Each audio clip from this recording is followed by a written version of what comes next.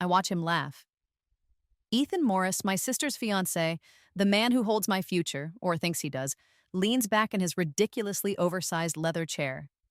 The cruel smile I remember so vividly curves his lips.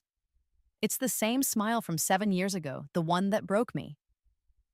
He tosses my business plan, pages scattering across the polished mahogany of his desk. Just like last time. Aria, he says, the condescending tone dripping like poison. Fashion tech? Seriously, it's dead in the water. No investor worth their salt would touch this. My fingers tighten on the fabric of my designer skirt. It's a good skirt, expensive. Something I couldn't have afforded in my first life, not at this stage. The trembling isn't fear, not anymore.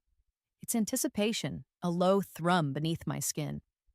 I keep my face carefully blank, practiced neutrality honed over 3 years of waiting for this exact moment.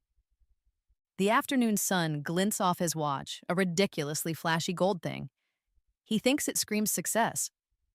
To me, it screams temporary. I know for a fact that in 3 years, after his venture capital firm implodes under the weight of his arrogance and bad bets, I'll buy that watch at a bankruptcy auction for pennies on the dollar. Just for the irony. His cologne fills the stuffy boardroom. Sandalwood and something else. Entitlement? Arrogance? It makes my stomach turn, the scent forever linked to humiliation. I force my shoulders to slump, my eyes to drop. Play the part, Arya. Look small, look defeated. I understand, I whisper. The words taste like ash, but they're necessary. Inside, I tick off the first box on a mental checklist. Step 1. Confirm Ethan is still an irredeemable predator. Check. Some men, it seems, don't learn. Even when the universe literally rewinds itself to give them a chance to not be awful. He didn't take it. Fine by me. 7 years ago feels like both yesterday and a lifetime away. I was 28 then. Arya Chen, bright-eyed fashion school graduate, clutching a portfolio filled with designs for tech-integrated clothing. Smart fabrics, embedded sensors, seamless charging. Ideas that were genuinely ahead of their time. I poured every cent of my savings, took out loans I couldn't afford, believing this was it. My big break. My sister, Rachel, had arranged the meeting. Ethan's the best, Ari, she'd gushed. He knows everyone in tech venture capital. If anyone can make your dream happen, it's him. Ethan Morris, her fiancé, rising star. He seemed charming, interested even, during that first pitch meeting in this very office. He asked sharp questions, took copious notes. I left feeling hopeful, energized. The crash came swiftly, brutally. At a family dinner a week later, one meant to celebrate Rachel's engagement, Ethan stood up, champagne flute in hand. He toasted to innovation, to the future of tech. Then, with a smug glance in my direction, he announced his firm's latest investment. A company called NovaWear, launching a line of tech-integrated apparel. Designs that looked familiar, painfully familiar. My designs. He hadn't just rejected me, he'd stolen my concept and funded a competitor.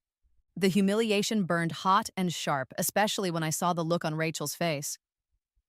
Not surprise, not outrage on my behalf, just calculation. Later, I found the emails. My ambitious sister, desperate to secure her place beside Ethan and his burgeoning wealth, had been feeding him my sketches, my technical specs, everything for weeks. She chose the ring on her finger over her own blood. Bankruptcy followed like a shadow. Losing my apartment, the studio I'd poured my soul into. The shame was a physical weight. Creditors calling, friends whispering, my mother's disappointed sighs, always comparing me unfavorably to Rachel's practical marketing career. James, my best friend since college, the one I'd always counted on, took a job at Ethan's firm soon after. He stopped returning my calls. The isolation was crushing. The night it all ended. Or began again. It was raining, hard. Slick roads, blurry streetlights. I was driving home from the final, heartbreaking task of cleaning out my empty studio. Just boxes of broken dreams left. Headlights flared in my rearview mirror, blindingly bright. The screech of brakes, metal crunching, then nothing. Blackness, until I woke up. gasping, heart pounding, in my old dorm room bed. Sunlight streaming through the window. My phone calendar read September 14th, 7 years earlier. I was 21 again. Disoriented, terrified, but then clarity. It wasn't a dream, it was real. All the knowledge, the pain, the betrayal, it was all intact. I had a second chance. 7 years to rebuild, to plan, to make sure this time things ended differently. This time I had foresight. And this time, I wouldn't be the one left broken on the side of the road. These past 3 years since waking up back in my dorm room have been a masterclass in strategic patience. On the surface, I'm just Arya Chen, diligent student, maybe a little unfocused. I switched my major, took business and coding classes alongside design courses I already knew I'd ace. I built a network, but carefully, strategically. Not the friends who abandoned me, but new connections. People overlooked in my first life. People with skills and integrity. People Ethan wouldn't notice. The old web is still there, lurking. Rachel, already climbing the corporate ladder at the marketing firm she'll eventually steal a promotion from me at, again, engaged to Ethan, naturally. Their relationship is the linchpin of my past failure and potentially my future success. Mom, bless her predictable heart, still subtly pushing me towards safer options, praising Rachel's choices, blind to the ambition curdling into something ugly in her favored daughter. And James. I see him around campus sometimes. We're friendly but distant. He hasn't betrayed me yet in this timeline, but I know it's coming. The offer from Ethan's firm will land in his inbox in precisely 8 months. This time, I'll be ready. Outwardly, I'm pursuing a safe marketing internship at Valencia Marketing. It pays the bills, gives me access to industry contacts, and keeps everyone thinking I've given up on my silly fashion tech dreams. It's the perfect cover. Secretly, late at night, I'm refining my prototypes. Not in a flashy local studio, but through discreet communications with overseas manufacturers I've vetted thoroughly in my previous life. Small, innovative workshops Ethan's radar will never pick up. Funding? That's my secret weapon. The moment I realized I was back, before the shock even fully wore off, I scraped together every penny I could find and poured it into early cryptocurrencies. Bitcoin, Ethereum, coins that were practically worthless back then, coins I knew would explode. My offshore account, managed through layers of secure protocols, has been growing steadily, silently. It's my war chest. This meeting today? Ethan thinks it's his idea, a favor to Rachel to look at her little sister's side project. He thinks he's doing reconnaissance, maybe finding a cheap idea to fold into his real investments. He has no idea this is my stage, my script. He just walked right into the opening scene. He thinks he's scouting my weaknesses. He doesn't realize he's revealing his own. Again. I gather the scattered pages from his desk, my movements deliberately slow, defeated. Thank you for your time, Ethan. My voice is meek. Inside, my heart pounds a triumphant rhythm. I slide the papers back into my portfolio, a cheap one, bought specifically for this performance. As I turn to leave, shoulders slumped, I subtly tap my smartwatch. The recording function activates, capturing the ambient sound of his smug dismissal, the echo of his condescending laughter. It's not much, but it's a start. A piece of evidence for the file I'm building, the one documenting his pattern of exploiting and stealing from hopeful female entrepreneurs. It won't be the centerpiece, but it's a brick in the foundation of his downfall. Outside his gleaming office tower, I don't head home. I hail a cab, giving the driver the address of a sleek, minimalist building downtown. My real meeting starts in 20 minutes. Vivian Zhao, billionaire investor, notoriously sharp, known for backing disruptive tech. In my previous life, she'd passed on Ethan's last 3 funding rounds, finding them derivative. Years later, at an industry event I'd crashed hoping for connections, I overheard her mention regretting never getting a chance to see Arya Chen's original fashion tech designs before the company folded. A throwaway comment then, a lifeline now. The portfolio I carry now is different. Genuine leather, holding my real business plan. The evolved version, incorporating lessons learned, market shifts I know are coming, Supplier chains Ethan can't touch, and technology far beyond what I showed him. The coppery taste of anticipation fills my mouth. This is it, the real beginning. My phone buzzes, a text from Rachel. How did it go with Ethan? He's so well connected, Ari. Hope he gave you good advice. Exo. The sharp sting of her fake support is familiar. I know with chilling certainty that her next text will be to Ethan. So, anything useful? Can you use any of it? I don't reply to her. Vivian Zhao's office is stark white and chrome, overlooking the city. No mahogany desk here. She's older than I remember, sharper. She takes my portfolio, her eyes scanning the first page, then looking up at me, a penetrating gaze that sees more than I'm comfortable with. She reads in silence for 10 minutes, occasionally nodding, her expression unreadable. Finally, she closes the portfolio and leans back, steepling her fingers. You've thought of everything, Miss Chen, she says, her voice quiet but resonant. Every contingency, every market shift, every potential obstacle. The tech is groundbreaking. The rollout plan is aggressive but feasible. The financials are ambitious but persuasive. She pauses, her eyes narrowing slightly. Almost too thorough, as if you've done this before. She leans forward again, the question hanging in the air, heavy and charged. Who exactly are you? Sunday dinner, Mom's condo. The air hangs thick with the scent of her lemongrass chicken, a smell usually comforting, now slightly suffocating. It's the stage for Act 2 of the family drama I seem destined to repeat. Rachel, beaming, raises her wine glass. Guess what? I got the promotion! Senior marketing manager. Clink. Polite smiles around the table. It's the same promotion. The one she undercut me for at Valencia Marketing in my first life, using ideas I'd shared in confidence. This time, I'm already working there, albeit in a different department, laying low. I offer congratulations, my smile feeling plastered on. That's wonderful, honey, Mom says, beaming at Rachel. Then, turning to me, so, Arya, Rachel was telling me Ethan thinks your little fashion idea needs refining? He had some constructive feedback, I say, carefully, picking at my chicken. Rachel leans forward, all sisterly concern. Are you thinking of pivoting, Ari? Maybe focusing just on the sustainable fabrics? Ethan mentioned that might be a stronger angle, less tech-heavy. Her questions are darts, aimed at extracting information. Each query is a variation of what Ethan wants to know. Did I mention the Japanese tech fabric supplier? Did I talk about the sensor integration? I see the gleam of her engagement ring as she reaches for more wine. It's a diamond cluster, impressive, ostentatious. Bought, I know, with the profits Ethan made from his first stolen idea. Not mine, someone else's app concept from years ago. A pattern established early. Maybe, I say, injecting vulnerability into my voice. I'm exploring more eco-friendly materials. The tech side is proving expensive. I feed her the carefully crafted misinformation, watching her subtly check her phone under the table. I catch a glimpse before she flips it over, a text from Ethan. Japanese fabric supplier?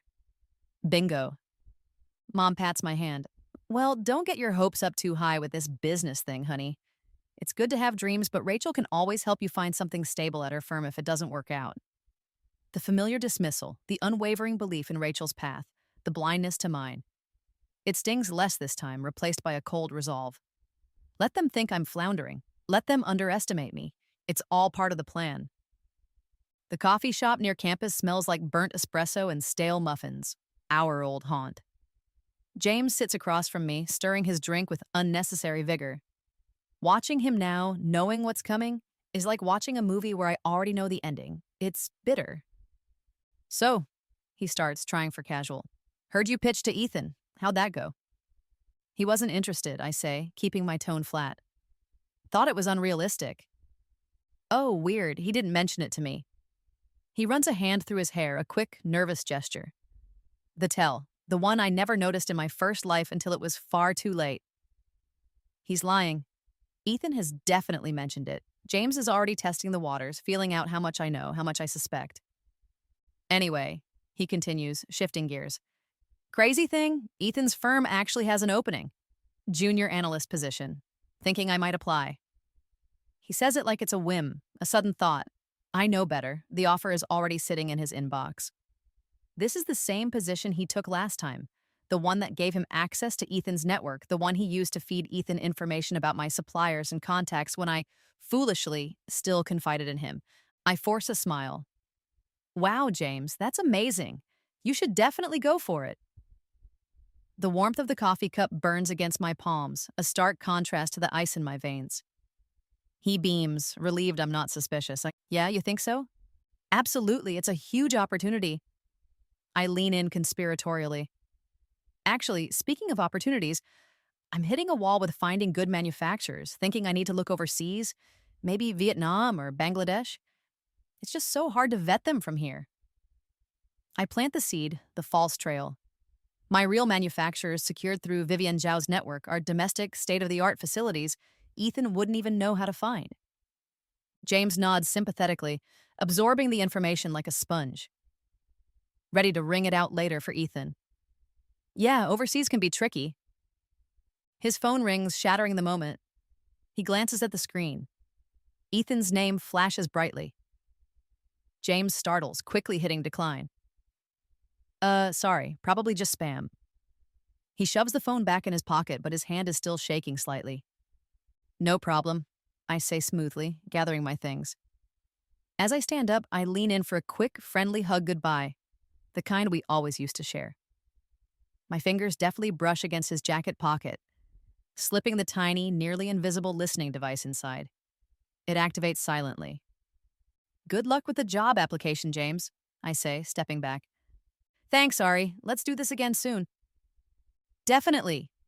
I walk away, pulling out my own phone, activating the receiver app for the bug. As I reach the door, I hear James's voice, muffled but clear through the earpiece. Hey, Ethan? Yeah, sorry I missed your call. Yeah, just finished with Aria. She bought it completely. Mentioned looking for manufacturers in Vietnam. The confirmation is a cold, satisfying click in my mind. Another pawn moving exactly as predicted. Mom's real estate office smells faintly of desperation and artificial pine air freshener. Stale coffee burns in a pot on the counter. She beams when I walk in, pulling me over to meet her colleague, Brenda. Brenda, this is my daughter, Aria, the creative one, she announces, a little too loudly. Brenda's son, Kevin, is also in marketing. Maybe he can give you some realistic advice, honey. Kevin, a pasty young man hovering nearby, offers a weak handshake. I murmur polite greetings, feeling the familiar weight of Mom's subtle undermining, showcasing Rachel's sensible career path to her colleagues while framing mine as a flighty dream. I needed some old tax documents from my childhood bedroom at her condo. While rummaging through the closet, I noticed my old business notebook, the one filled with early, less refined ideas from before the rebirth. Isn't where I left it. I check the desk drawer, empty. Then I catch it. The faint, distinctive scent of Mom's lavender perfume lingering inside the drawer. She's been snooping. Later, as I'm about to leave, Mom asks me to check a text message on her phone. My eyes aren't what they used to be, darling. As I scroll, pretending to look for the message she mentioned, I accidentally swipe past a recent exchange with Rachel. Rachel, did Aria mention meeting anyone new? Investors? Mom, she met someone named Vivian Zhao last week. Said it went well. Rachel, Vivian Zhao? Really? Sending to E. My blood runs cold, then hot. Mom isn't just snooping. She's actively feeding information to Rachel, who's feeding it straight to Ethan. The betrayal cuts deeper than I expected. A dull ache behind my ribs. That night, an idea sparks. Time to set a trap. At our next brief phone call, I casually mention a breakthrough. Things are looking up, Mom. I had a fantastic meeting with a potential investor, Mr. Alistair Finch. He's very interested, based in Switzerland. Alistair Finch doesn't exist. The next day, Mom calls, her voice laced with false innocence. Darling, such a coincidence. Rachel mentioned that Ethan knows that Swiss investor you were talking about, Mr. Finch. Small world, isn't it? Ethan thinks it might be beneficial for you all to have dinner, chat strategy. Should I set it up? The trap springs shut with a satisfying snap. That's thoughtful, Mom, I manage, keeping my voice steady. But I think I need to keep things under wraps for now. Very preliminary stages. Oh, all right, dear, she says, disappointment evident even through the phone. If you change your mind. I'll let you know. I hang up, the echo of her manipulation ringing in my ears. She didn't even question how Rachel knew. She's not just undermining me, she's actively participating in their attempts to control and potentially steal from me. Another relationship fractured beyond repair, Valencia marketing, my day job. It's bland, corporate, everything I pretended to want. But it's strategic. Access to industry reports, contacts, and a perfect alibi for my long hours. Working late on the Peterson account. My director, Marcus Bennett, is polished, ambitious, and, crucially, Ethan's former college roommate and golfing buddy. My carefully planned factory visit, the first inspection of my real production line, is next week. I submitted my vacation request weeks ago. Today, Marcus calls me into his office. The city skyline gleams impressively behind him. "Aria," he says, leaning back in his chair, steepling his fingers. "About that vacation request for next week, I'm afraid I have to deny it. We're pulling you onto the new Viridian Tech campaign. All hands on deck." Viridian Tech, one of Ethan's portfolio companies. The timing isn't suspicious, it's blatant. "Oh," I say, feigning disappointment.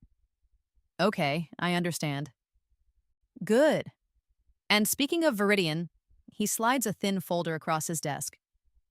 "I need you to pull together a comprehensive market analysis. Focus specifically on the 18 to 35 female demographic, purchasing habits related to wearable tech and luxury accessories. Top priority, need it by end of day Friday." The exact demographic my real business targets. My blood pressure spikes, but I keep my face neutral. "Okay, Marcus, consider it done." "Excellent. And make sure the findings are shared with our partner firms. Standard procedure." He smiles tightly.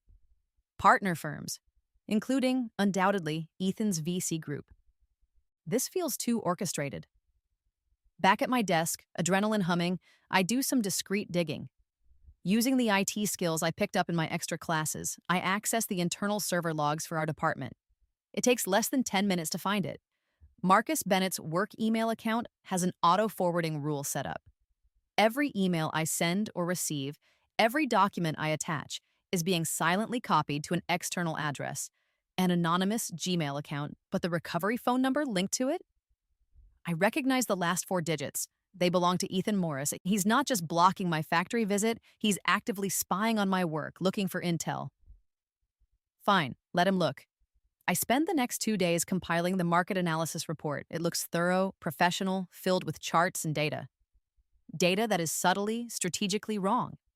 Inflated market size in segments I'm avoiding, underestimated potential in my actual target niches, misleading consumer preferences.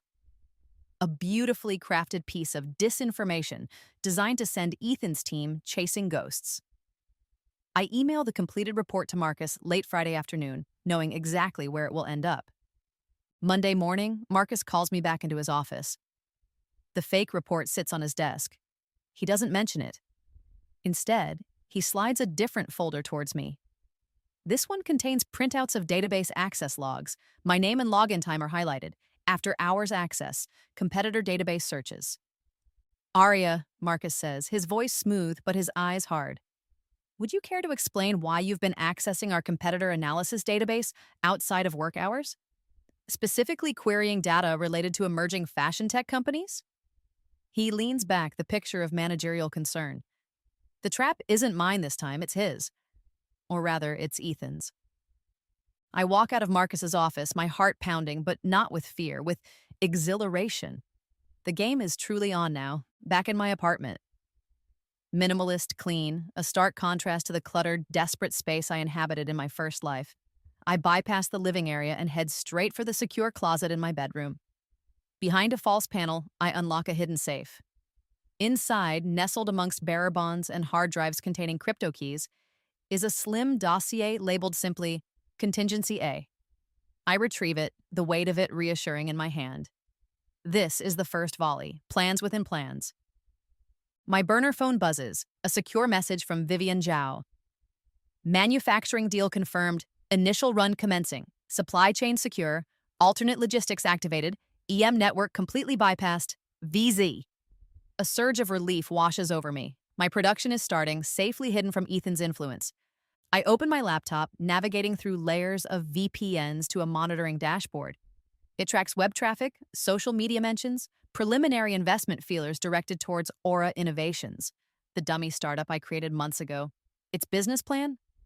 A slightly modified, deliberately flawed version of the proposal Ethan just rejected. And there it is. Server logs show multiple inquiries originating from IP addresses linked to Ethan's firm and known associates over the past 72 hours. They're taking the bait, investing time and resources into analyzing, strategizing against, and likely preparing to undercut a company that exists only on paper. Perfect. I type out another secure message, encrypted and routed through multiple servers to a contact known only as Phoenix's. Phase 1 initiated. EM engaged with Decoy. Proceed as discussed. A. Phoenix. Someone Ethan wronged long before he ever met me. Someone with their own reasons for wanting to see him fall and with resources I desperately needed. An alliance forged in the shared ashes of Ethan's past betrayals. My primary phone rings. Caller ID displays Rachel's name and picture. I let it ring once, twice, then answer, preparing my most convincingly flustered voice. Hello? But the voice on the other end isn't my sister's. It's cold, sharp, and instantly recognizable. Ethan. Arya, we need to talk about your little project, he says, skipping any pleasantries. I think there's been a misunderstanding. The restaurant is ridiculously expensive, all hushed tones and gleaming silverware. Ethan picked it, of course. A power play meant to intimidate. He sips his scotch, swirling the amber liquid, and offers backhanded compliments about my tenacity. Look, Arya, he says, leaning forward, his voice dropping conspiratorially. I admire your passion, really I do. But this fashion tech concept, it needs work. A lot of work. He pauses for effect. But I like you. And Rachel's worried about you, about your finances. The same manipulation tactic, positioning himself as the savior, using my sister's supposed concern as leverage. It's almost pathetic how predictable he is. So, he continues, steepling his fingers, here's what I'm prepared to do. As a favor, I'll buy the concept from you. $10,000. Clears the slate, gives you some breathing room. $10,000. For designs worth millions, potentially billions. It's not an offer, it's an insult wrapped in faux generosity. He's banking on me being desperate, just like last time. It's the best you'll get, Arya. No one else will touch it, believe me. He takes another sip of scotch. I've already had a quiet word with Hiroshi Tanaka at Kyoto Fabrics. My blood runs cold. Hiroshi Tanaka, the fictional Japanese fabric supplier I fed Rachel during that disastrous family dinner. Information only Rachel could have given him. He's confirming her betrayal without even realizing it. Just then, a waiter, moving a little too quickly, bumps our table. Water sloshes from a glass, soaking the corner of my cheap portfolio lying between us. Oh, terribly sorry, madam. The waiter fusses, dabbing at it with a napkin. I watch Ethan's eyes, a flicker. A tiny, almost imperceptible nod towards the waiter as he turns away. It wasn't an accident. He's trying to damage my materials. Maybe hoping to destroy any notes or sketches I might have. Amateur hour. Oh, no. I feign distress, gathering the damp portfolio. Excuse me, I need to clean this up. I hurry towards the restroom, clutching the portfolio. Inside the stall, I don't bother with the water damage.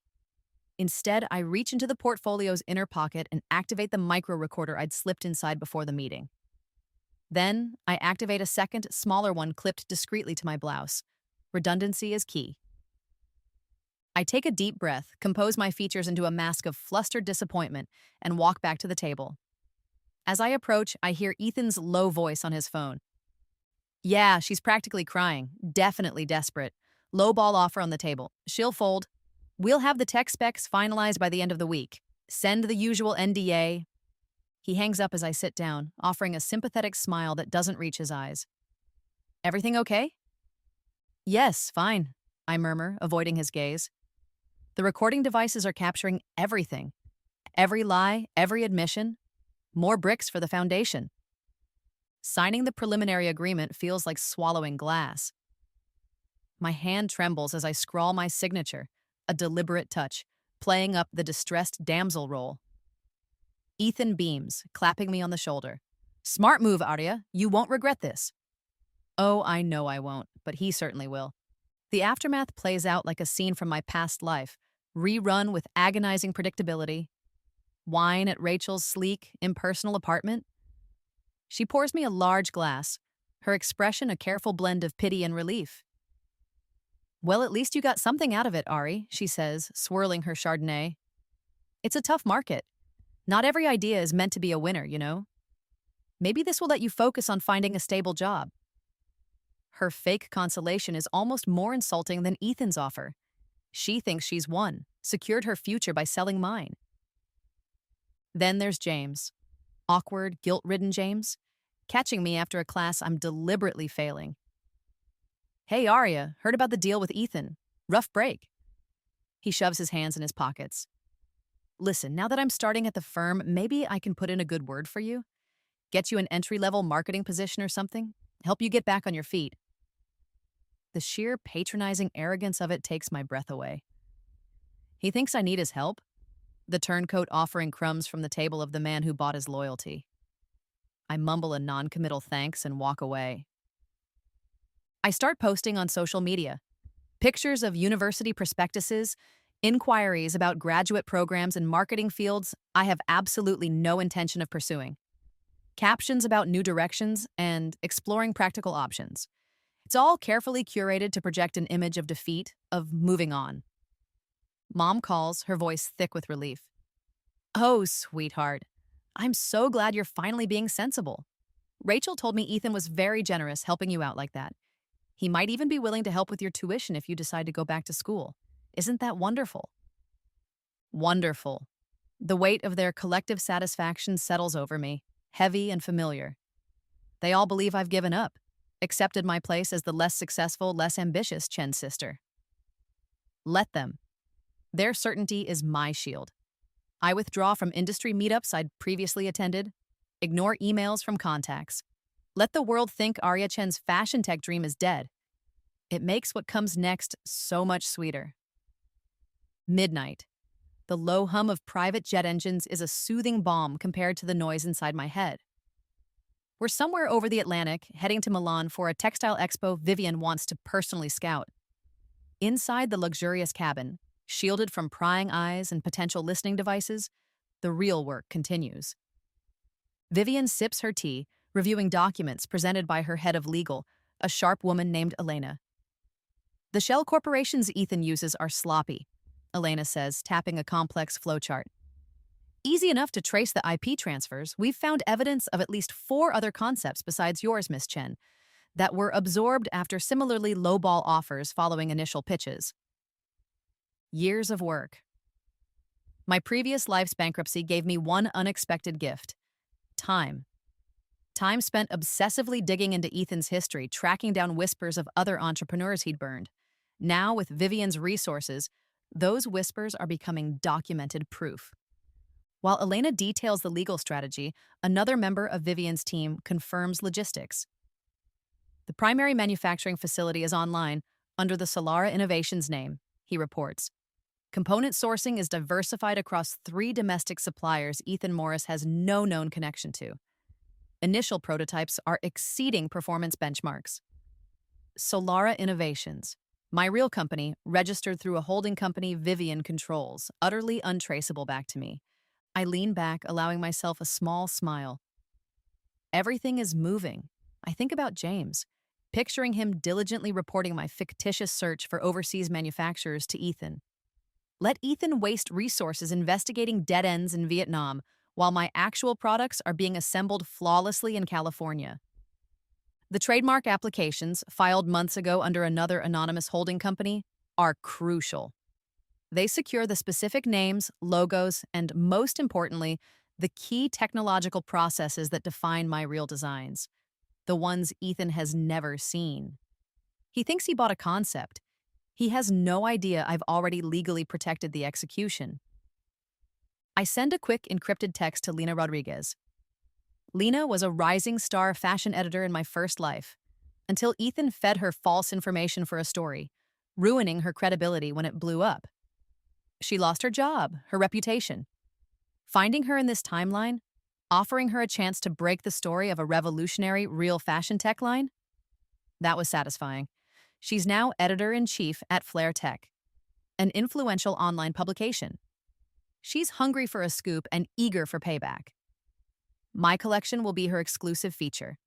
Just as Vivian proposes a toast to new beginnings, my burner phone vibrates. A notification from my market monitoring software.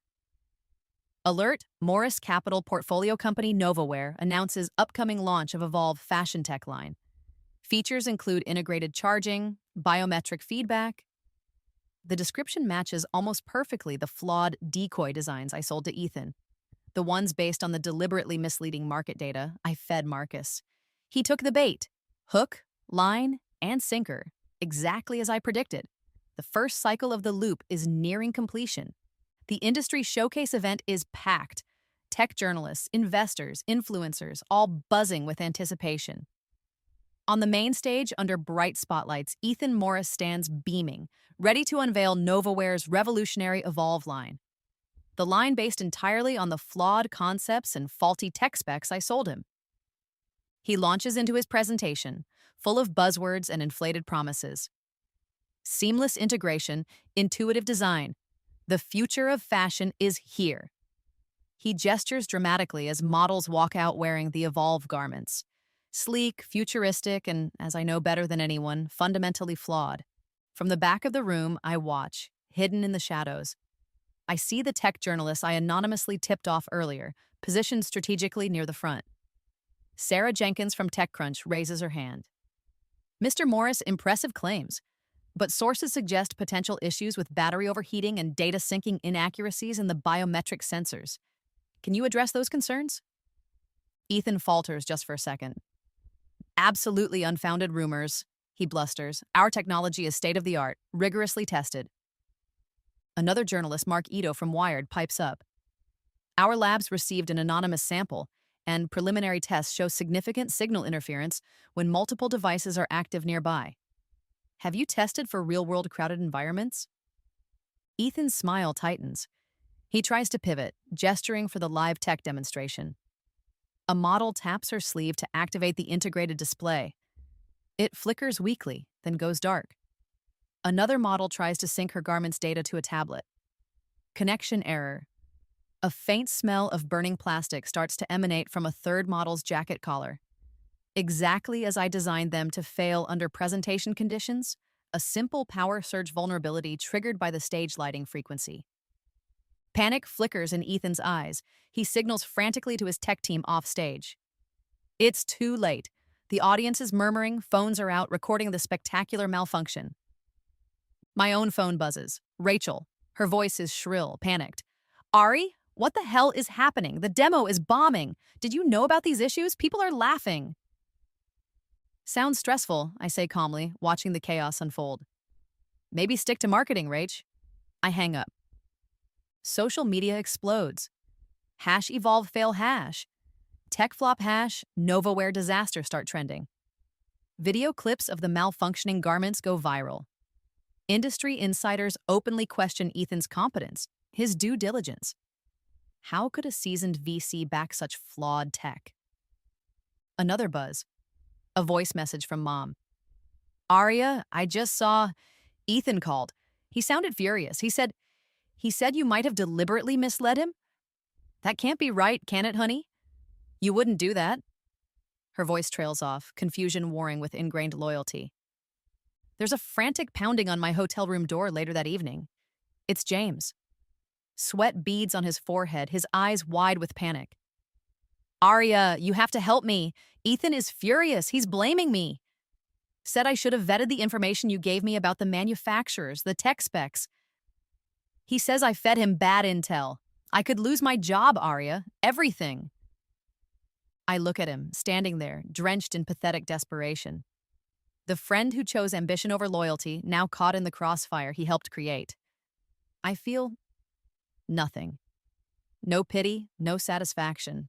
Just emptiness. Interesting, I say, my voice flat. I start to close the door. That sounds like a personal problem, James. I shut the door firmly on his sputtering protests. Inside my room, I pull up my financial app. Novaware isn't public, but its parent company, funded by Morris Capital, is. The stock ticker is flashing red, trending downwards, steeply. My burner phone lights up. A call from a blocked number. I let it ring, watching the stock price plummet. The first domino has fallen. Rachel doesn't knock. She uses the spare key Mom insisted I give her. For emergencies, darling. And barges into my apartment. The scent of her expensive floral perfume, usually overwhelming, now smells like panic. She paces my minimalist living room, her heels clicking angrily on the polished concrete floor. Aria, you have to do something! Her voice is tight, tears welling in her eyes. Real or fake, it's impossible to tell anymore. Ethan is facing massive investor backlash over this Evolve disaster. They're threatening to pull funding. He thinks you somehow sabotaged him. She whirls around, eyes flashing. Did you? I raise an eyebrow, keeping my expression neutral. Why would I do that, Rachel? He bought my concept fair and square. Her accusation falters, replaced by desperate pleading. Look, okay, maybe the tech wasn't perfect, but this is destroying him, and me, our future. She takes a deep breath, shifting tactics. The caring sister emerges.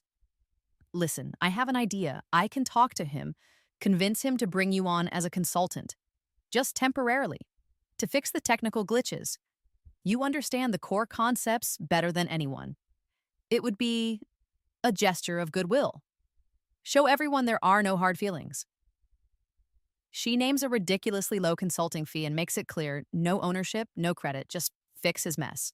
I stare at her, recognizing the pattern, create a crisis, then offer a poisoned solution that benefits them. I don't know, Rachel. Please, Aria, for me, if his company goes under. Before I can refuse outright, the ambush is sprung. A family dinner invitation from Mom later that week. I arrive at her condo, bracing myself, and there he is, Ethan, sitting on Mom's sofa like he owns the place, nursing a whiskey. Mom fusses in the kitchen, leaving us alone for a moment. He doesn't waste time. I know you set me up, Aria, he whispers, his voice low and menacing. The charm is gone, replaced by cold fury. The flawed tech, the leaks to the press.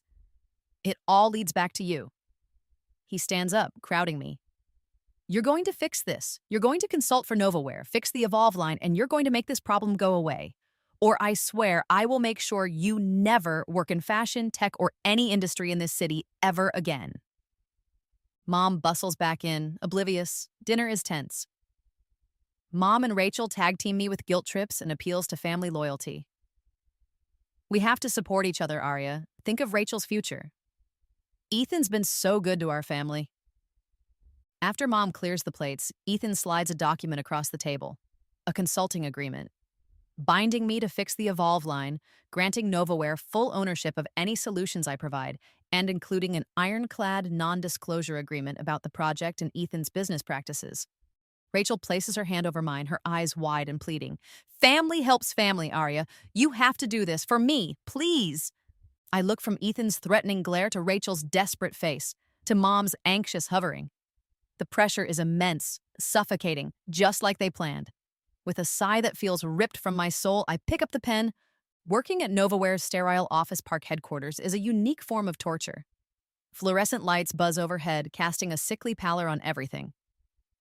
I'm installed in a small, windowless office, ostensibly as a special projects consultant. In reality, I'm Ethan's scapegoat in waiting and reluctant savior. I endure daily meetings where Ethan's underlings, the same ones who probably mocked my initial pitch behind my back, patronizingly explain my intentionally flawed designs to me. See, Aria, the integration point here is key. I nod meekly, pretending to struggle with concepts I invented. I spend hours staring at code I know is faulty, suggesting minor tweaks that offer superficial improvements, but don't address the core, deliberately designed flaws. I watch the calendar on my laptop screen, counting down the days to the real launch, the launch of Solara Innovations. In team meetings, I accept blame. Yes, I see the logic error now. My apologies. You're right, that capacitor is underrated. An oversight on my part during the initial concept phase. I nod humbly as Ethan takes credit for his insights, often just rephrased versions of the dead-end solutions I feed him.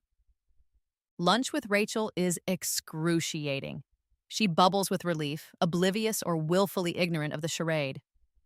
I'm so glad you're finally being a team player, Ari. This is really mature of you, see? Working with Ethan isn't so bad. James tries for awkward reconciliation in the break room.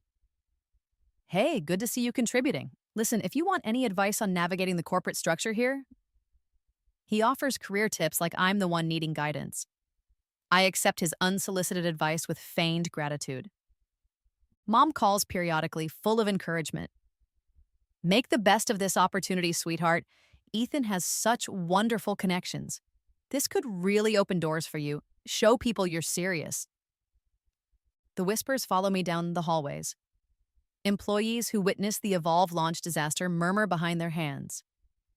Why is Arya Chen helping the man who publicly failed with her tech? Why is she accepting this treatment? They don't know. They can't know. The meticulous plan is unfolding exactly on schedule, hidden behind my mask of defeated acceptance.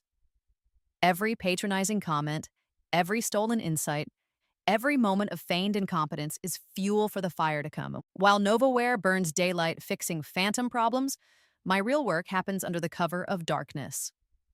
Across town, in a discreet, high-security workshop leased under the Solara Innovations name, the whir of advanced sewing machines and the beep of diagnostic equipment fill the air. My real tech-integrated garments are coming off the line, flawless, functional, revolutionary. I have late-night video conferences with Vivian's production team in Asia and Europe, finalizing the global launch strategy for Solara. We're not just fixing bugs, we're launching a superior product under a legitimate brand name backed by patents and trademarks Ethan knows nothing about. We signed the exclusive partnership deal, not with some second-tier retailer, but with Elysian, the luxury department store chain that publicly rejected Ethan's damaged NovaWare pitch after the Evolve launch failure. They love Solara's functioning tech and elegant designs.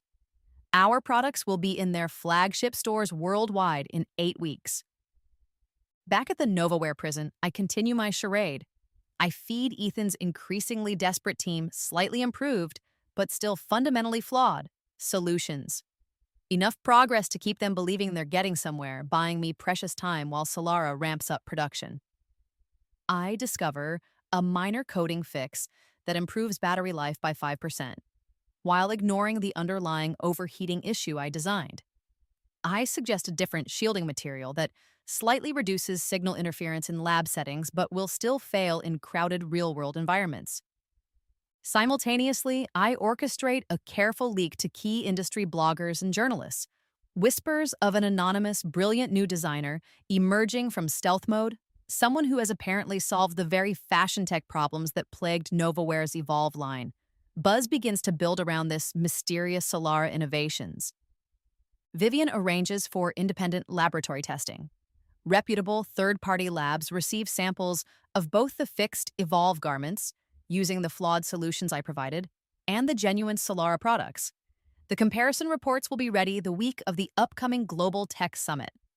The results, I know, will be devastating for NovaWare. My patent attorney sends a final confirmation via secure email. All international patents and IP protections for Solara Innovations technology officially registered and published as of 8 o'clock GMT. The timing is perfect.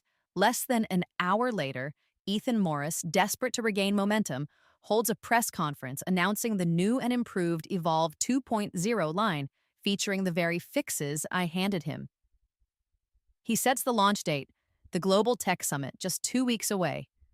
He has no idea he's walking directly into the final phase of the second loop. The Global Tech Summit, Las Vegas. The air crackles with artificial energy and recycled casino air. Ethan stands on the main stage, bathed in spotlights, exuding forced confidence as he presents the revised and perfected Evolve 2.0 line. He talks about learning from challenges and relentless innovation. The audience is skeptical but polite. He doesn't know that 2 halls over, in a private, invitation-only suite booked by Vivian Zhao, Solara Innovations is making its official debut. Select journalists, key retail buyers, and influential tech analysts are getting hands-on demonstrations of my actual functioning superior technology. During Ethan's Quanda session, I slip into the back of the auditorium. He's fielding a softball question when his eyes sweep the crowd. They lock onto mine, just for a moment. Confusion flickers across his face, quickly followed by a dawning horror, then pure fury.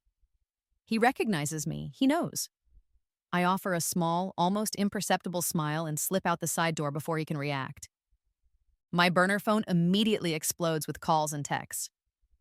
Ethan, Rachel, James, even Mom. I ignore them all. Back in the Solara suite, the atmosphere is electric. Photos and videos of my sleek, functional garments are already circulating among summit attendees. #Solara Shines the real future of fashion evolve who start trending. The buzz spreads like wildfire. Attendees start migrating from Ethan's dwindling presentation towards the Solara suite, murmuring about the real deal they just saw online. Security has to manage the growing crowd trying to get a glimpse. Across town, Rachel is attending a press conference meant to support Ethan's relaunch. A reporter asks her directly, "Miss Chen, your sister Arya Chen just unveiled a competing and reportedly far superior fashion tech line under the brand Solara Innovations. Were you aware of this? What's your comment on reports that NovaWare's tech is based on flawed early concepts sold by your sister?" Rachel's face crumples live on camera. Her public meltdown becomes another viral clip. Mom calls again, her voice trembling. "Arya, I saw your interview on the Tech Summit livestream. With Vivian Zhao? Solara Innovations? Is that yours?" But Rachel said, pride wars with utter, bewildered betrayal in her voice.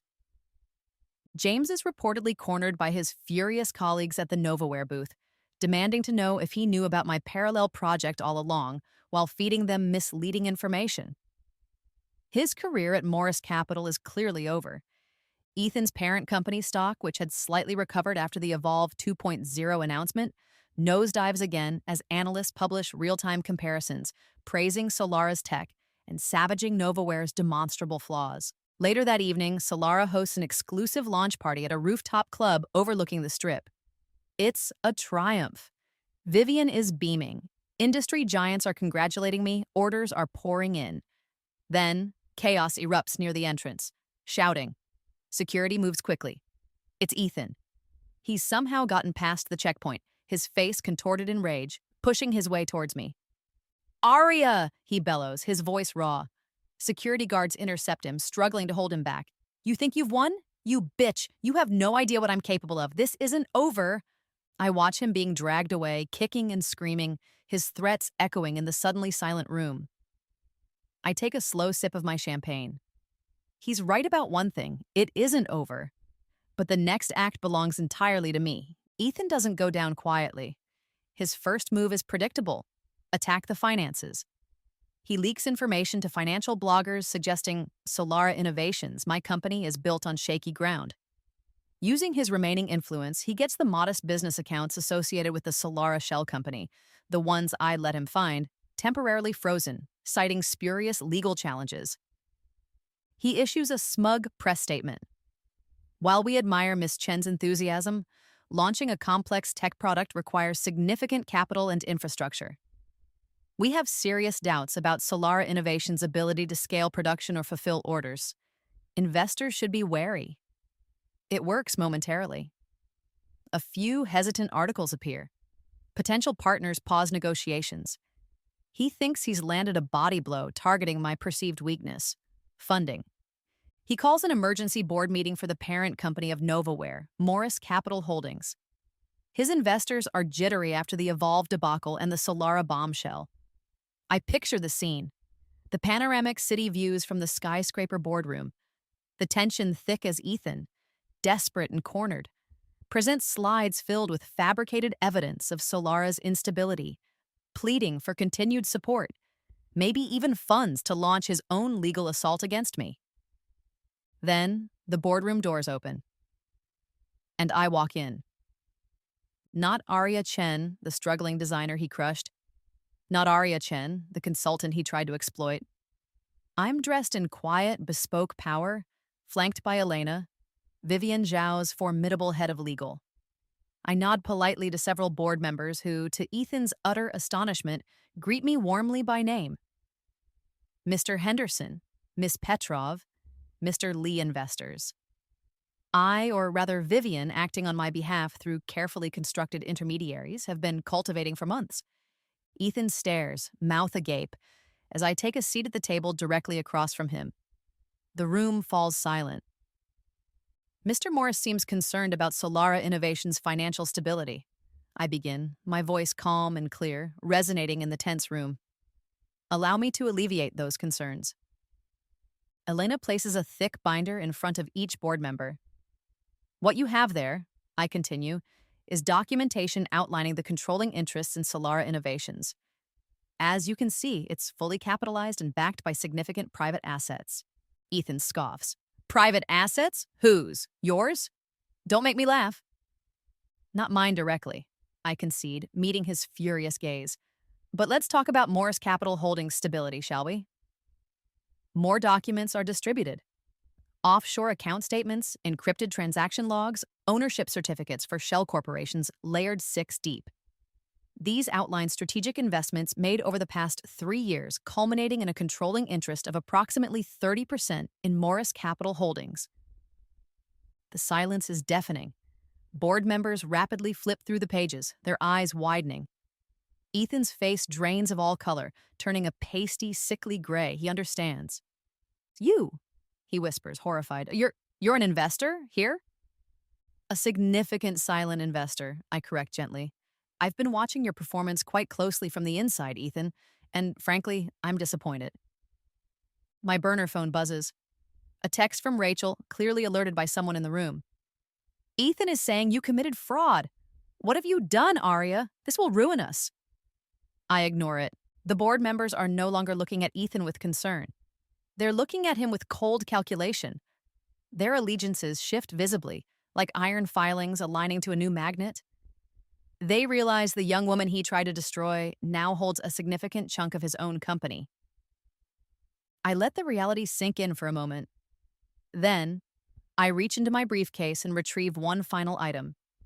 A sheaf of papers, slightly dog-eared, bound in a cheap plastic cover. I slide it across the polished table until it stops directly in front of Ethan. It's my original business plan. The one he laughed at in this very building, in this timeline, just months ago. The one he tossed across his desk. His dismissive, contemptuous notes are still visible in the margins. Recognize this? I ask softly. His eyes dart from the proposal to my face, filled with dawning, sickening understanding. The game hasn't just changed. He's not even playing the same sport anymore. The annual Tech Innovators Gala, the C-suite event of the year, Ethan is here, working the room with desperate, sweaty charm, trying to salvage his reputation, rally support, stop the bleeding. I watch him from across the ballroom, a flute of champagne cool in my hand. He's approaching Vincent Kwan. Kwan is a legend. Billionaire tech mogul, founder of Apex Global, notoriously private, and someone who has personally blackballed Ethan from industry events for years after Ethan tried to poach his lead engineer. Ethan clearly thinks Kwan hasn't heard the latest, sees him as a potential lifeline, someone whose public backing could stop the slide. I see Kwan listen politely for a moment, his face impassive. Then, he glances over Ethan's shoulder, his eyes landing on me. A broad, genuine smile spreads across his face. He excuses himself curtly from a stunned Ethan and strides directly towards me. Arya, there you are. Kwan envelops me in a warm hug, ignoring the ripples of surprise spreading through the nearby crowd. I was wondering when you'd get here. We need to discuss the Tokyo expansion.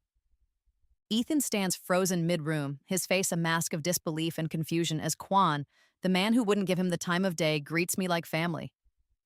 Ladies and gentlemen, Kwan says, his voice carrying easily, drawing attention. He rests a hand possessively on my shoulder. For those of you who don't know, allow me to introduce Arya Chen, not just the brilliant mind behind Solara Innovations, but my mentee for the past 5 years, a key investment partner, and, frankly, one of the sharpest minds in technology I've ever had the pleasure of working with. More murmurs. People crane their necks. My simple apartment downtown? A carefully maintained decoy. My real residence, known only to a trusted few, is the penthouse suite atop Apex Global's newest exclusive residential development, a perk of my long-standing advisory role with Vincent. Later, during his keynote address, Vincent pauses. Innovation isn't just about ideas, he says, gesturing towards me in the front row. It's about recognizing and nurturing talent. Talent like Arya Chen. An image flashes onto the giant screen behind him.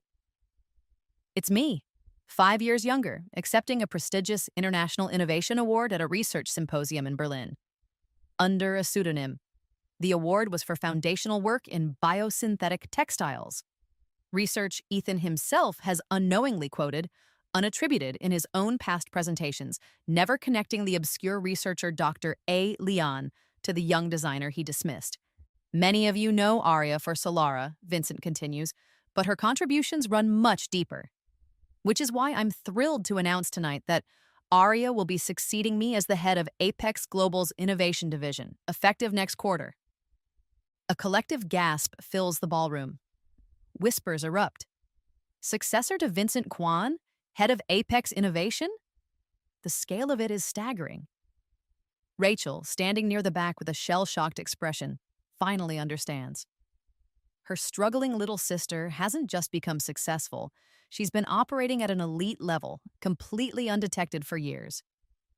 Influential figures, CEOs, investors, analysts, begin gravitating towards me, offering congratulations, eager to connect.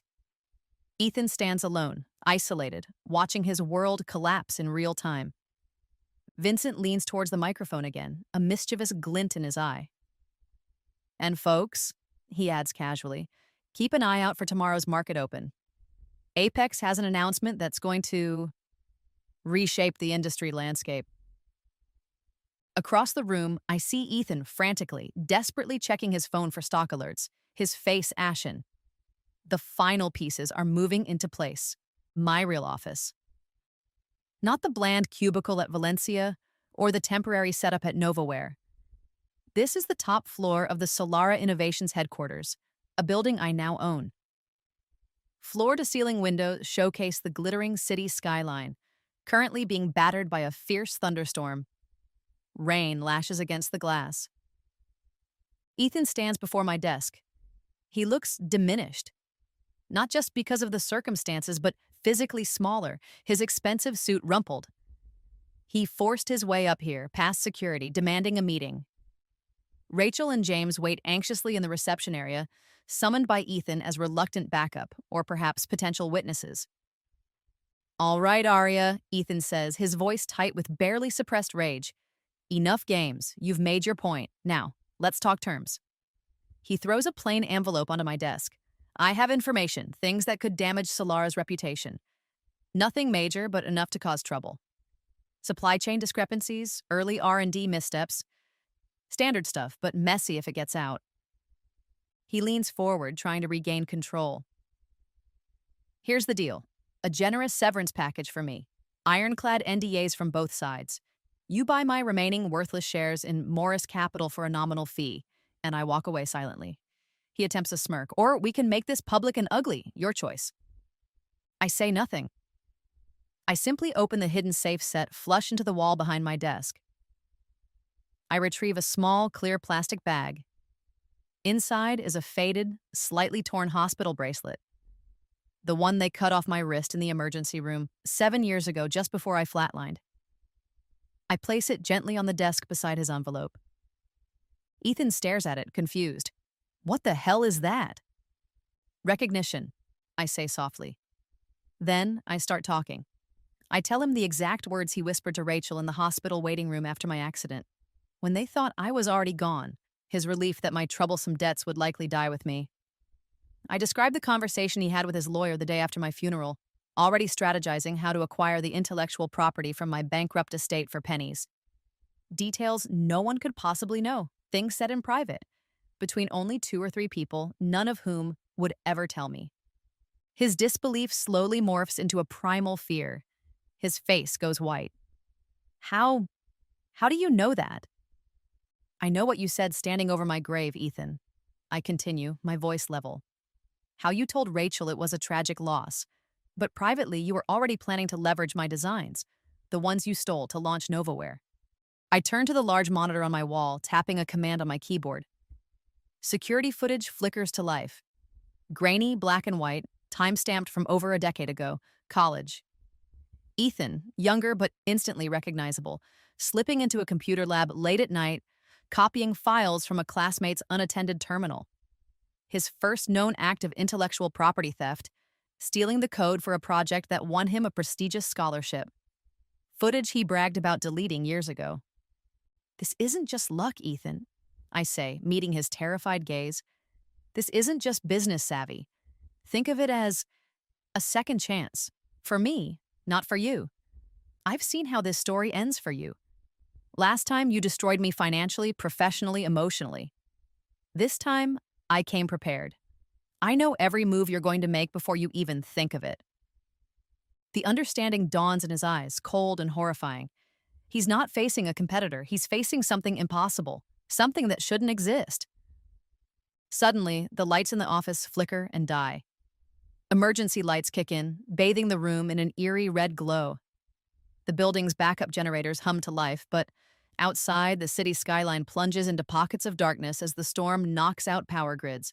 The thunder cracks directly overhead. Ethan jumps, startled. Did I mention? I say calmly into the red-lit darkness, the storm raging outside. That Apex Global's big announcement tomorrow involves its subsidiary Apex Energy finalizing the acquisition of the regional power utility? The one that services all of Novaware's production facilities and your corporate headquarters? I smile faintly. Funny coincidence, isn't it? The emergency shareholder meeting of Morris Capital Holdings convenes the next morning. The mood isn't just tense, it's funereal. Market reports flicker on the screens, showing the stock in absolute freefall following Apex Energy's overnight announcement and the simultaneous release of the independent lab reports comparing Solara and Evolve 2.0 technology. The results are damning for Novaware. Ethan sits slumped in his chair looking utterly broken. He barely registers as I, accompanied by Vincent Kwan and my legal team, take control of the meeting. Ladies and gentlemen, I announce, my voice crisp and clear. We are here today to address the catastrophic failures under Mr. Morris's leadership. Failures that go far beyond incompetence. I present the evidence, not just my own story, but documented proof of Ethan's systematic theft of intellectual property spanning his entire career. Dossiers, testimonies, financial records. Then the witnesses start coming in, one by one. A software developer whose app idea Ethan stole in grad school. A biotech researcher whose patented process Ethan tried to claim as his own.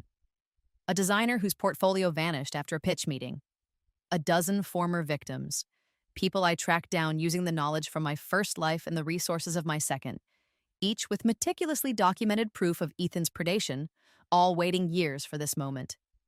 Their stories are heartbreaking, infuriating, and irrefutable. The boardroom is silent, stunned. Then Rachel breaks. Sobbing uncontrollably, she stands up and confesses. Yes, she knew about Ethan's methods. Yes, she fed him my ideas, and likely others. Yes, her career was built on being his willing accomplice. Her tearful, self-serving confession seals Ethan's fate, and her own. Mom, sitting white-faced in the back row, having been summoned by Rachel, finally understands the true depth of her misjudgment. She backed the wrong daughter, facilitated the wrong man. Her stammered apologies are lost in the rising tide of condemnation. James, ever the opportunist, sees his chance. He stands up, points a shaking finger at Ethan. He made me do it. I can testify. I have emails. Just protect me. His pathetic attempt to switch sides is met with universal contempt. There's no need for further discussion. Vincent Kwan calls for the vote. The removal of Ethan Morris as CEO and chairman of Morris Capital Holdings is unanimous, effective immediately. While security escorts numb Ethan from the room, My representatives distribute the corporate restructuring plan I've had drafted for months. Step 1. The immediate acquisition of Ethan's now worthless majority stake by Solara Innovations, acting through yet another intermediary holding company for the symbolic sum of $1. The signing ceremony takes place right there, witnessed by the very entrepreneurs Ethan victimized. The transfer is complete. I control his company, or what's left of it. My first official act as the controlling shareholder of the entity formerly known as Morris Capital Holdings. I retrieve a neatly folded bundle from my briefcase. It's a standard issue navy blue janitor's uniform. I slide it across the table to where Ethan was sitting. His name, Ethan, is already embroidered neatly above the pocket. Ethan always wanted to be an integral part of this company's future, I announced to the room, my voice devoid of emotion. Consider this his opportunity to contribute at the ground level. My eyes meet the empty space where he sat. Welcome aboard. She's waiting outside my new executive office, Ethan's old office, redecorated to my minimalist taste, looking smaller than I've ever seen her. Rachel. Her designer suit, once a symbol of her corporate ascent, now seems ill-fitting, slightly worn. The confidence is gone, replaced by a brittle anxiety. Aria? Her voice is hesitant. I nod to my assistant to let her in, then gesture towards the chair opposite my desk. The vast expanse of polished wood feels like a battlefield between us. She sinks into the chair, tears already welling. Ari, I wanted to talk. She launches into a rambling, tearful reminiscence of our childhood. Sleepovers, shared secrets, scraped knees. The scent of her perfume, that cloying floral panic scent, fills the air as she desperately grasps for emotional leverage. I know I messed up, she chokes out, twisting her hands in her lap. I was stupid, blinded. I never understood how ruthless Ethan really was. What he was doing to you, to others. It's a carefully rehearsed apology, paper thin. The evidence presented at the shareholder meeting proved she knew plenty. But we're sisters, Arya, she leans forward, trying to bridge the chasm between us. Can't we? Heal, start over. I could help you here. I know marketing, I know the industry. She envisions a redemption arc for herself, a key position in my now thriving empire, built on the ashes of the life she helped burn down. She slides a folder across the desk. Inside are signed divorce papers. She's finally cutting ties with the sinking ship that is Ethan Morris. Tucked behind them is a USB drive. This is everything I know, she whispers. His remaining hidden assets, contacts he might try to leverage. Everything. Take it, please. Her hand trembles as she reaches across the desk, aiming for mine. We're family, Arya. That has to count for something. I was wrong. So wrong. I'm begging you. Give me a second chance. I study her face, the tear-streaked cheeks, the pleading eyes.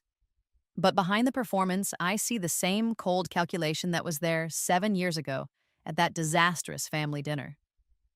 She's not sorry. She's desperate. She sees my success, my power, and wants a piece of it, a lifeline. The love, the sisterhood she's invoking now? It was never enough to stop her betrayal then. Why should it be enough now? The silence stretches. Her hopeful expression begins to waver. I stand up, signaling the end of the meeting. My voice is quiet, devoid of anger or triumph. Just finality. No! Her mask shatters. The tears stop. Raw desperation floods her face, twisting into ugly resentment. No, just like that, you can't just throw away 28 years of sisterhood, everything we've been through. Actually, I say, pressing the silent intercom button under my desk, I can. My head of security, a stoic woman named Maria, appears instantly at the door. Goodbye, Rachel. Maria will show you out. Rachel stares, speechless, as Maria gently but firmly guides her from my office, her parting glare filled with impotent fury. The door clicks shut, leaving silence in its wake. One thread severed. Sunday dinner, Mom's condo again. My presence is clearly a surprise. Mom almost drops the serving spoon when she sees me at the door. The familiar smell of lemongrass chicken feels different tonight, less like comfort, more like a stage set for manipulation. Mom flutters around me, her chatter unnaturally bright. Aria, darling, so wonderful to see you. I was just telling Brenda how proud I've always been of your creativity. Always knew you had it in you. She's rewriting history with every nervous word, conveniently forgetting years of dismissals and unfavorable comparisons. She even serves my childhood favorite dessert, coconut sticky rice, something she hasn't bothered to make since I was 10. The conversation inevitably, carefully steers towards Rachel. She's having such a difficult time, poor thing. Mom sighs, wringing her hands. The divorce, the scandal.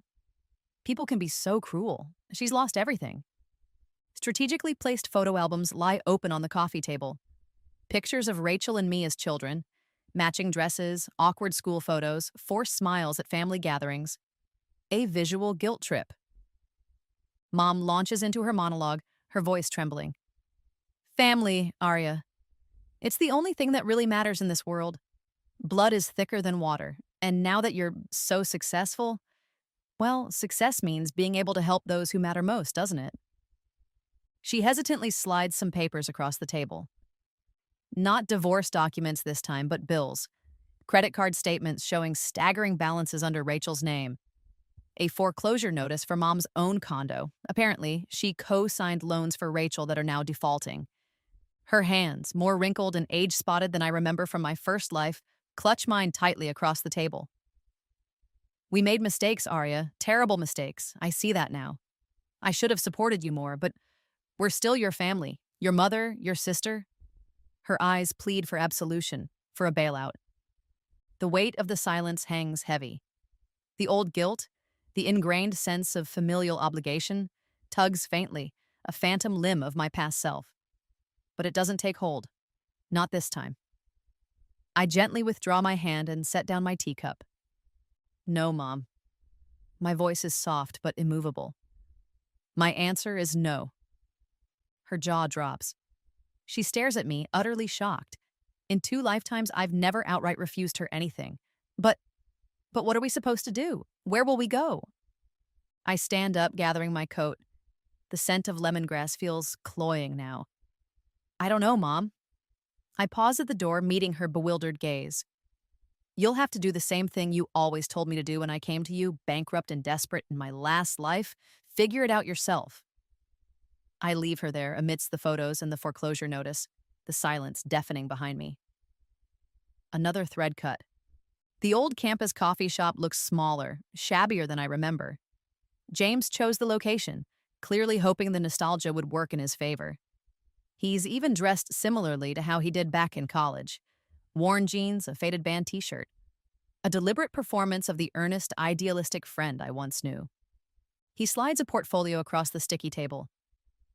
Ari, I wanted to show you something. Inside are sketches, technical diagrams, innovative ideas for sustainable tech fabrics. Impressive work. This is what I've really been working on, he says passionately, secretly, while I was stuck at Ethan's place. Ideas I never showed him. He leans forward, his eyes bright. We could do this, Arya, together. Like we always planned back in school. Recapture that old magic. Build something amazing, something ethical. He claims he's just been offered a senior position at Solara's main competitor but wants to turn it down. I'd rather work with you, Ari. This is where I belong, with my best friend. His voice drops, becoming intimate, vulnerable. Look, I know I screwed up, badly. I chose poorly. I was ambitious, stupid, starstruck by Ethan's success. I betrayed your trust, and I'll regret that for the rest of my life. He pauses, searching my face. But nobody understands your vision like I do. Nobody believes in you like I do. For a fleeting moment, a ghost of the old James flickers. The smart, funny, loyal friend I shared dreams with late into the night in the dorm common room. Did I misjudge? Is this remorse genuine? Could we? He must see the momentary hesitation in my eyes because he presses his advantage, reaching for my hand across the table. We were best friends for a reason, Arya. Deep down, you know we made a great team. We still can. His eyes are eager, certain he's convinced me. The cafe noise seems to fade. His hand hovers over mine. The path of forgiveness, of reconciliation, flickers briefly. But then I remember the lies, the betrayals, the choices he made, not just once, but repeatedly. The damage done. Some things, once broken, can't be pieced back together, not in the same way. I pull my hand back gently, my voice is quiet but firm. No, James. His hopeful expression collapses instantly. The mask drops. The familiar sneer, the one I saw when he defended Ethan's actions in my first life, returns. No. After everything, you'll regret this, Arya. You've always needed me more than you realize. You get lost in the details. I see the big picture. I stand up, leaving my half-finished coffee. Maybe, I say, meeting his resentful glare. But I tried living life needing you in another lifetime, James. Turns out I do just fine on my own. I walk out, leaving him sitting alone amidst the ghosts of our shared past. The final thread severed. Late night. The city sprawls below my office window, a tapestry of lights that now represents my territory. I'm reviewing quarterly projections when a familiar squeak echoes from the hallway. A cleaning cart. He pushes it deliberately past my open office door. Ethan, dressed in the navy blue janitor's uniform. Ethan embroidered above the pocket. His movements are stiff, resentful. The chemical tang of industrial cleaner clings to him, a stark contrast to the sandalwood and arrogance I remember. He stops, then turns, entering my office without invitation. Working late, boss? His voice is quiet, stripped of its usual booming confidence, but still laced with a thread of insolent arrogance. He glances pointedly at the small, blinking red light of the security camera in the corner. We both know this conversation is being recorded. Just finishing up, I reply, not looking up from my screen. You've made your point, Arya, he says, stepping closer to the desk. The public humiliation. Turning my own company against me. Hiring me to scrub toilets. Point taken. It's gone on long enough. He places a plain white envelope on my desk, positioning it directly in my line of sight. This contains information. Minor inconsistencies in Solara's early patent filings. Anonymous complaints filed with regulatory agencies regarding your overseas suppliers before you switched to domestic. Nothing illegal, but potentially embarrassing. Enough to muddy the waters, raise questions, slow your momentum. He leans forward, trying to project some semblance of his former power. My terms are simple. A generous severance package. Enough to disappear comfortably. Signed NDAs, mutual non-disparagement. And my silence. He attempts a smirk. Think of it as a partnership dissolution fee. He pauses, then tries a different tack, his voice becoming almost pleading. We could have been unstoppable together, you know. Your vision, my connections. It's not too late. We could still turn this around. Merge Solara with whatever this company becomes, co-CEOs. The delusion is almost breathtaking. When I still don't react, he plays his final card. He pulls out a small digital recorder and presses play. Rachel's voice fills the office, tearful, panicked, recorded sometime during the recent chaos. Don't understand how she knows these things, Ethan. It's like she's seen it all before. She even mentioned foreknowledge, something about a second chance. Ethan clicks it off, a triumphant gleam in his eyes. People might start asking questions, Arya. If word gets out, you're unstable, hearing voices, claiming impossible things. Bad for business, wouldn't you say? He thinks he finally has leverage. Paint me as crazy, unreliable. I finally look up from my screen, meeting his gaze. Slowly, deliberately, I slide a thick dossier across the desk towards him. It's labeled Ethan Morris, Post-Employment Monitoring and Asset Recovery. His eyes widen as he flips through the first few pages. Surveillance reports, transcripts of phone calls, records of his meetings with shady offshore bankers, details of shell accounts in the Caymans and Switzerland he thought were untraceable, accessed using login credentials recovered from his old work devices, evidence of him attempting to bribe former colleagues, trying to incite sabotage at Solara facilities. Every move you've made since the day I hired you as a janitor, Ethan, I say calmly, has been monitored, Every call logged, every contact traced, every desperate little plan documented.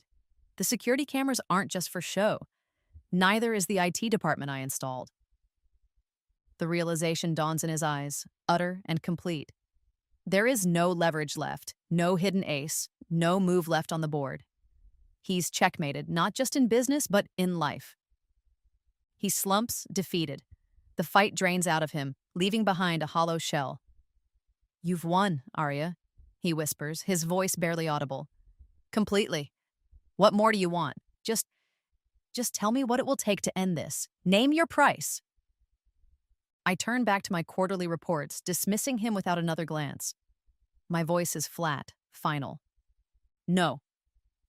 As if on cue, Maria, my head of security, appears silently in the doorway. Not to escort him out this time, just to stand there. A reminder. Ethan stares at me, then at Maria, then back at the dossier. He understands. There is no negotiation. There is no end he gets to dictate. There is only this. He turns, shoulder slumped, and slowly pushes his cleaning cart out of my office. Maria steps aside to let him pass, then glances back at me, raising an eyebrow slightly. I give a tiny nod. She speaks into her wrist communicator. "Mr. Morris is proceeding to the 34th floor. Yes. The executive washrooms still require attention." My phone lights up. A news alert. Apex Global subsidiary confirms acquisition of downtown Meridian Tower property following previous tenant's default. The building housing the small, depressing apartment Ethan has been renting since Morris Capital froze his assets and evicted him from the company penthouse. I now own the roof over his head. Literally. The last piece clicks into place. Spring in Tokyo. Cherry blossoms drift like pink snow onto the rooftop garden of the Solara Innovations Asian headquarters. I'm reviewing quarterly reports, a cup of matcha beside me. The numbers are good. Excellent, actually. The empire I envisioned, the one Ethan laughed at, is real, thriving. Solara boutiques grace high streets in 12 countries. Our patented wearable tech is disrupting not just fashion, but healthcare, athletics, even personal security. Innovations born from the ashes of betrayal. My executive team joins me for a brief celebration. Sarah, poached from a tech giant where her ideas were constantly dismissed. Lena, the fashion editor Ethan tried to destroy, now heading our brand strategy. Maya, a logistics genius overlooked at her previous firm, all women underestimated, sabotaged, or ignored in their former roles. Today, we're celebrating our third consecutive quarter of record growth. A text comes in from Vivian. Our new sustainable factory in Costa Rica, built using eco-conscious methods and employing local artisans, is opening 3 months ahead of schedule. I glance at my tablet. The latest issue of Forbes features Solara. The article focuses on our ethical manufacturing, our commitment to sustainability, our employee profit-sharing program. The scandal surrounding Ethan Morris and Novaware is mentioned only briefly, a footnote in the story of Solara's rise. My foundation, established 6 months ago, has just awarded its first round of grants to female entrepreneurs, with a dedicated stream for those fighting intellectual property theft. Scrolling through a news aggregator, I see a small item. Ethan Morris has begun his court-ordered 500 hours of community service, cleaning graffiti off subway cars, following the conclusion of the fraud investigation into his business practices. I feel nothing. Just a distant acknowledgement of a closed chapter. An invitation pops up on my screen. My old university wants me to give the commencement address. I click decline without a second thought. My focus is on building the future, not revisiting the ghosts of the past. The setting sun casts a warm, golden light across the Tokyo skyline. It's beautiful, peaceful, so utterly different from the desperate, rain-slicked future I almost had. The Pacific crashes against the rocks below my terrace. I sip my morning coffee, breathing in the salt-laced air at the coastal retreat I designed and built part home, part sanctuary. In the distance, the sleek lines of the Solara Advanced Research Facility are visible, nestled into the cliffs. Inside, my R&D team, led by another brilliant woman Ethan once tried to discredit, is developing next-generation biodegradable smart fabrics. My personal assistant, David, mentions during our morning briefing that another letter arrived from Rachel, the 5th this year. Like the others, it's automatically scanned and forwarded to my legal team, unopened by me. Whatever apologies or pleas it contains remain unread. A news alert pops up. Mom's tell-all memoir, Raising a Visionary, My Life with Arya Chen, has hit the bestseller list. My publicist is already handling the media inquiries and managing the narrative, ensuring it causes minimal disruption. I glance at LinkedIn occasionally. James's profile shows another lateral move, this time to a small, struggling marketing agency on the outskirts of town. His association with the Morris Capital scandal follows him like a shadow, limiting his prospects. A colleague recently returned from a trip to the Midwest mentioned casually, "Saw the weirdest thing. I think I saw Ethan Morris working the floor at a Best Buy in suburban Ohio, trying to sell some kid a warranty on a flat screen. Couldn't be him, right?" I just smiled. Selling other people's innovations, stripped of his power and prestige. A fittingly mundane purgatory. Reviewing designs for the next Solara collection, I feel a sense of calm, of genuine creative flow. The driving force is no longer revenge, no longer the need to prove them all wrong. It's simply the joy of creation, the challenge of innovation. Each evening, I still write in my journal. Not just the events of this life, but reflections. Integrating the memories, the lessons learned from before. The weight of carrying 2 lifetimes feels less like a burden now, more like a unique form of wisdom. David gently reminds me about tomorrow's board meeting. The final item on the agenda, approving the dissolution of the last remaining shell entity of the former Morris Capital Holdings and folding its minor residual assets into the Solara Foundation. Erasing the last institutional traces of Ethan's legacy. It feels tidy. The auditorium is packed. Thousands of faces look up at me on the stage of the World Technology Summit. The keynote speaker. It's a surreal contrast to the empty rooms and polite dismissals of my first life's attempts. Behind me, holographic displays showcase Solara's achievements. Awards for innovation, sustainability, ethical business leadership. In the front row, I see familiar supportive faces. Vivian Zhao, elegant as ever. Vincent Kwan, beaming with pride. Lena Rodriguez, Sarah, Maya. My core team, my allies. The people who believed in me, who helped me rebuild. As I present Solara's latest breakthrough self-repairing, color-changing smart textiles derived from engineered spider silk, I feel no anxiety, no fear of my ideas being stolen or ridiculed. My name, Arya Chen, is now synonymous with cutting-edge innovation and unwavering integrity. The industry landscape has shifted. Backstage, after the standing ovation, a young woman waits nervously, clutching a portfolio filled with her own prototypes. She reminds me so much of myself, 21 years old, full of ideas and vulnerable hope. Her eyes are bright, intelligent. I listen to her passionate pitch, see the spark. I make a decision. I offer her my personal mentorship, access to Solara's resources, guidance through the treacherous early stages. Break the cycle, pay the second chance forward. That evening, at the summit's charity gala, I bid generously on artwork created by children in the educational programs my foundation now supports across 5 continents. My phone buzzes discreetly, a notification from my legal team. Ethan Morse's final appeal regarding the terms of his corporate settlement has been denied by the courts. The legal chapter is well and truly closed. A young journalist approaches me during a lull.